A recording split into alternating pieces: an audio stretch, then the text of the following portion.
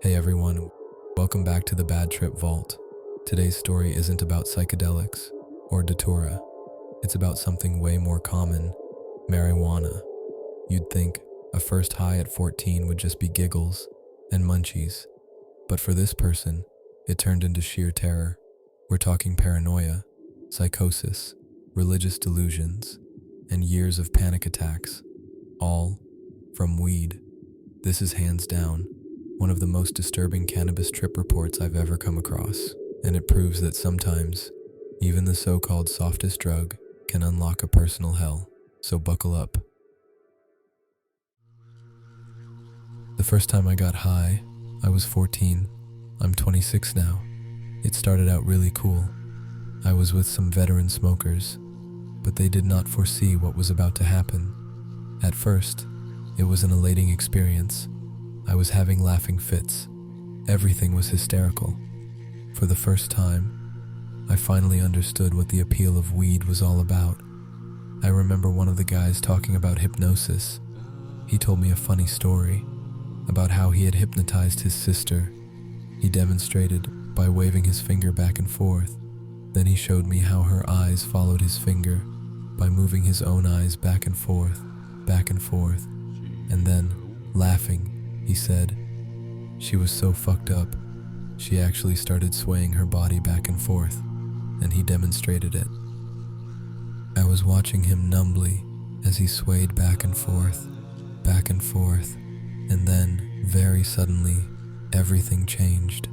I jumped up in panic and told him I knew what he was doing. He wasn't just telling me a story, he was trying to hypnotize me.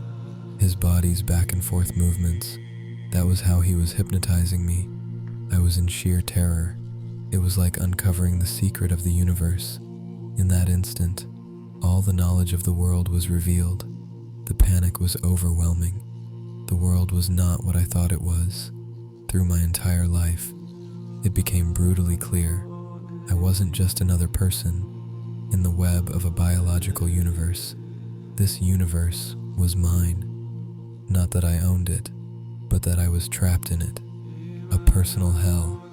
Every character in my so-called existence was merely an actor with a perfectly written script. I wasn't sure why they wanted to control me and torment me, but I was sure it was happening. And then I realized this drug, this marijuana, had opened a part of my brain that allowed me to see through their deceit. In the midst of my panic, they kept telling me to calm down, that it was just the effects of the drug, that I was experiencing paranoia, but I knew the truth. I wasn't paranoid. I was finally aware, yet this awareness was no comfort. It was horror. I was trapped in a hellish existence, and I had no idea how to escape. I couldn't trust anyone. The more they tried to calm me down, the more I knew they were trying to hypnotize me. I watched their every movement. I saw them exchange glances. That look in their eyes said it all. She knows. And then the fear set in deeper. How were they going to contain me? How would they force me back into the calm sleep of unawareness and ignorance?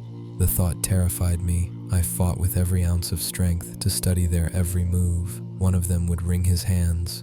That meant something. But what? Another would tap his foot. And somehow, even that was another method to hypnotize me. I looked him dead in the eye and said, "I know what you're doing." They must have realized that I had pretty much lost my mind, so they decided to call my brother. What I really needed was an emergency room. But hey, pot is illegal, right? When my brother arrived, he saw me in a way he'd never seen before. I whispered to him in desperation, telling him what was happening. He was tense, scared, though he tried not to show it. But then, it hit me. He was probably one of them. I could not handle that thought. "Don't move a muscle," I begged. He obeyed, half-heartedly, but his eyes still moved. "Don't move your eyes either," I shouted. I was scared, shitless. There was no escape, and yet, I had to keep moving. Whenever I stayed still too long, I felt an invisible plaster cast forming around my body, hardening, and only a sudden movement would shatter it. So I paced. I wiggled my fingers in constant desperation. They whispered to each other. They exchanged knowing glances, and all the while they kept telling me to calm down. It hit me. The only way out was to convince them I was okay. So I sat down on the couch. They handed me bread and water, saying it would absorb the chemicals. I nodded. I pretended to eat. And when they weren't looking, I stuffed the bread under the couch cushion. Then I told them I was feeling better, that I just needed to go to the bathroom. But my real plan was to lock the door, find a razor blade, and slash my wrists. It was the only way to escape this life of horror. And then, a darker thought struck me. What if even in death I wouldn't be free? What if this evil followed me beyond the grave? Well, obviously, I didn't do it, or I wouldn't be here telling this story now.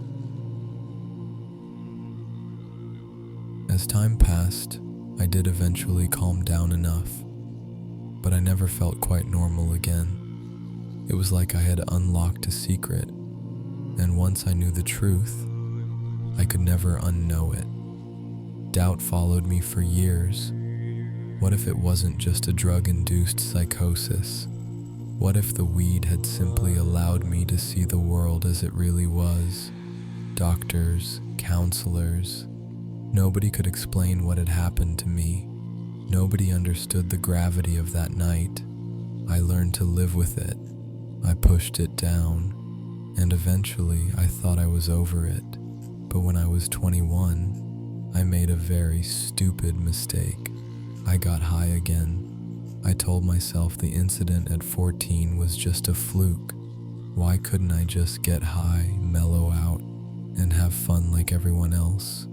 At first, it seemed fine, normal even, but then I felt it creeping back, the nervousness. I slipped into another room, sat on the floor, and told myself, "You're just high. This will pass." Then I heard it, the soft whir of the air conditioner in the corner, and suddenly, it got louder and louder, like someone was turning the volume dial. 1, 2, 3, until it was overwhelming, until I couldn't think. I flew into panic, and I thought, this won't stop. It will just keep getting louder and louder until I can't take it anymore. But this was only the beginning of another psychotic episode. In desperation, I begged God, pleaded for him to end this unbearable torment. I swore I would never touch weed again. I won't go into every detail of that night, but just know this: I was trapped in an internal war between heaven and hell. One moment I thought God was testing me. The next I was certain Satan was trying to trick me. At one point I was convinced I had died, that someone had already pulled a sheet over my body.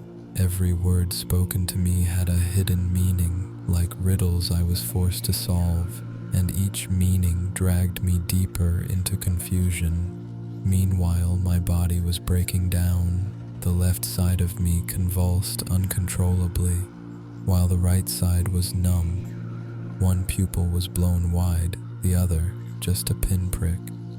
I slipped in and out of consciousness. Sometimes I'd see myself sitting in one room, and at the same time, I'd watch myself from another. Somehow, I survived the night. Time dragged on, and slowly, the madness began to fade. But just like before, I never felt normal again. Weeks passed, and a new obsession consumed me: schizophrenia. I was convinced something was wrong with me. At any moment, I expected to start hearing voices. Panic attacks struck without warning. I thought I was going crazy. I thought my brain was broken. I thought I had a neurological disorder. More than once, I ended up in the hospital. my chest pounding, my body trembling, my mind unraveling. But every time, the doctors found nothing.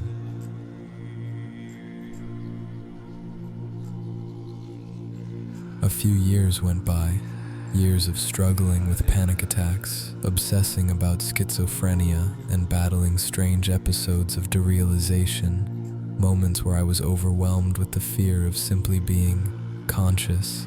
Let's just say I was a total mess. Finally, after one doozy of a panic attack that lasted for hours, I checked myself into the loony bin. I told them with absolute certainty that I was in the early stages of schizophrenia, and I was terrified. I spent 3 weeks in that hospital, enduring panic attacks every single day. It had been years since I last smoked pot, but I was just as terrified as before. And then, guess what? I was diagnosed with obsessive compulsive disorder and panic disorder. I was put on the right medications, and slowly, I got better. It's been well over a year since that hospital stay, and I am proud to say I am truly well. I feel great. No more panic attacks. I'm calm, cool, collected, and most importantly, I'm not crazy. I don't know why I had such terrible reactions to marijuana, but if anyone has any answers, I would love to hear them. I know this has been a long story, but I just wanted to share it with people who have gone through similar experiences. You are not alone, you are not crazy, and you really can get better. I know what hell is. I've been there, but I'm fine now, and I'm stronger for it. Listen, if you're one of the tiny percentage of people who doesn't react well to pot, don't smoke it. And if you feel like you can't get over the trauma, there is help. Go to a good psychiatrist. I promise you'll get better.